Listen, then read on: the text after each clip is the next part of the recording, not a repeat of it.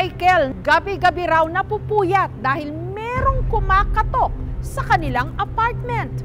Ang tanong, sino o ano ito?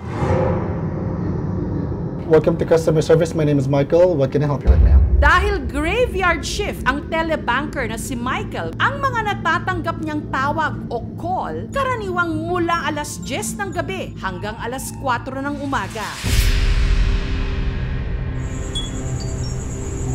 Pero alas 3 ng gabi, nito lang October 2021, si Michael nakatanggap daw ng kakaibang tawag. Nung sundan ito ni Michael, ang parang boses nanggagaling sa kanilang banyo. At kanya itong inirecord. Pakinggan pong mabuti.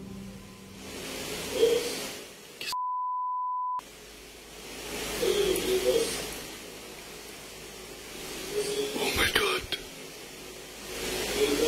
Ang boses, parang ginagaya pa siya. Boss? Ikaw na, boss?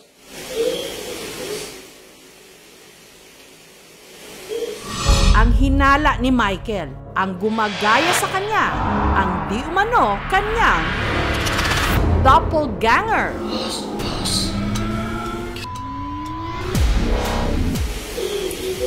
Na-weirded out talaga ako. Kasi bossing ang tawagan namin ng partner ko eh. Natutulog naman siya.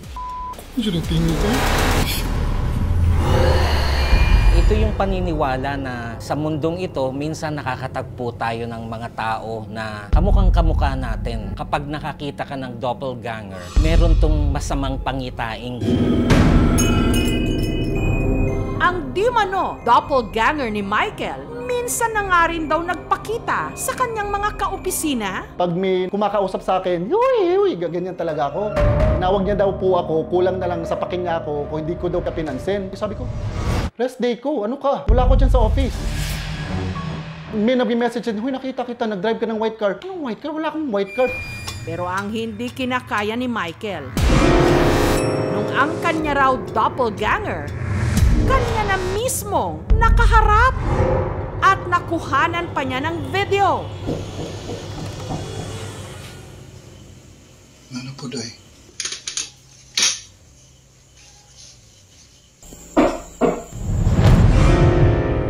Ilang gabi nang palaisipan niya ang gabi-gabing kumakatok daw sa kanilang pintuan.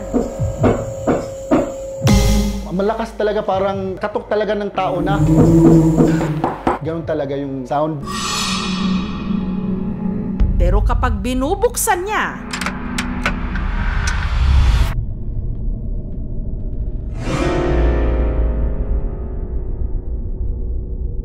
medyo may halong takot na po kasi wala na po talagang nakikitang tao po sa labas eh.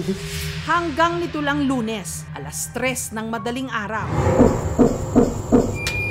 May narinig po ako na parang may kumakatok. I was thinking it was just one of my cats and then I opened it. Come to my surprise, wala pong pusa doon. Bumalik po ako sa home office ko. Pero wala pang 2 minuto, It was 3 o'clock in the morning, so it's really impossible isa to sa mga bata na nagpa-prank. So that's when I figured na mag-record na lang ako ng video.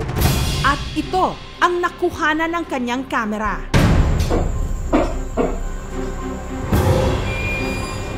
Mula sa kanilang bintana, kuhanan niya ang tila hugis tao na panay ang pagkatok.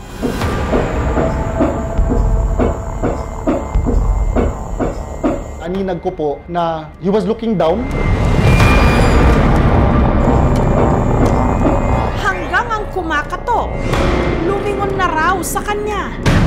Nung na-zoom in ko na po siya, doon po ako natakot kasi naaninag ko po yung dito niya. Kalbo po talaga siya. May bigote. Hindi po talaga ako nagkakamali. Mukha ko po talaga. Nakita ko yung video, iba na to. Parang may image na. Natakot ako. Sa gabi na wala may nakita. Wala gayon, naglakaw-lakaw at gayon na. Para damhin kung meron nga bang kakatwa talaga kay Michael, kumatok na sa kanyang pintuan si Ed Caluag. Ay, hello po. Grabe ah. Ako nga rin po eh. Pagpasok ko, biglang may shadow dito. Pinuntahan ni Ed ang banyo kung saan di mano nakuhanan ng panggagaya sa tinig ni Michael. It seems na ito yung naging open portal nila. Grabe. May time ba na pag nandito ka, alam mo yung parang umuugong yung tenga? Sharp, very sharp ring. Yan po ang sinasabi ko sa kanya po all the time. May shadow dito kanina. Hindi natin matatawag si doppelganger para humarap. Tayo yung pupunta sa kanya. Sa totoo lang, sir, natatakot po ako. Huwag kang matakot. Sundin mo lang yung procedure ko. Pagka sinabi ko, huwag kang bibitaw sa akin, huwag kang bibitaw sa akin, ha? Nakindal ka ba dyan, sir? Meron po. Kaya pahawak ko ng kamay.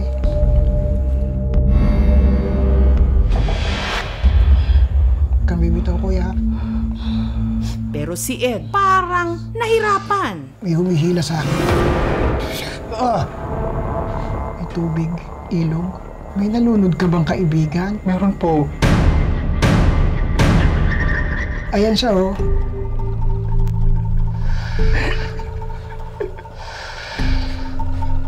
Ayoko na po.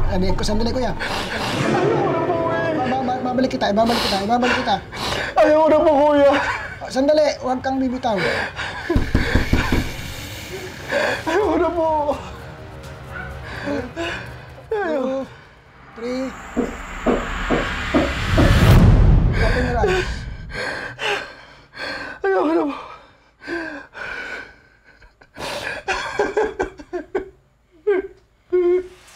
Ibablock ko muna siya for the meantime, ha? Okay po. Nanggagaya sa kanya, siya din. Ito yung guilt feeling niya na nag-manifest as siya rin. Kasi nakita niya kung paano nalulod yung kababata niya. Supposed to be, dapat na iligtas niya. Kaya ka kinakatok, gusto niya pumasok dito para i-confront ka. Nakita ko po siya ulit eh. Salamat. At least, Nakapaghingi po ako ng batawad. Pero kung ang batikang direktor na si Direk Mark Mayley ang tatanungin, Sa unang tingin, kinilabutan ako. Pero nung ulit-ulit kong pinapanood at pinapakinggan, may mga inconsistencies. Video na ito ay isang setup. Ginawa siya na may halong technique or editing effect. Tapos, yung nire-review ko yung lighting nung Kisame, selfie mode, biglang, bakit nakatutok sa Kisame yung camera uli? Hindi naman siya nag-iiba ng angulo. Ikaw na, boss?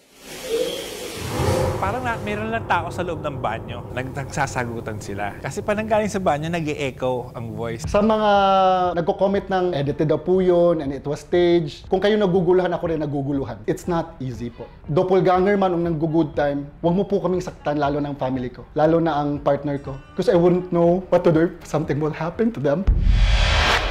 ang ating isipan. Tunay ngang napakalikot. Pinagmumulan ng lahat ng ating ding kinatatakutan.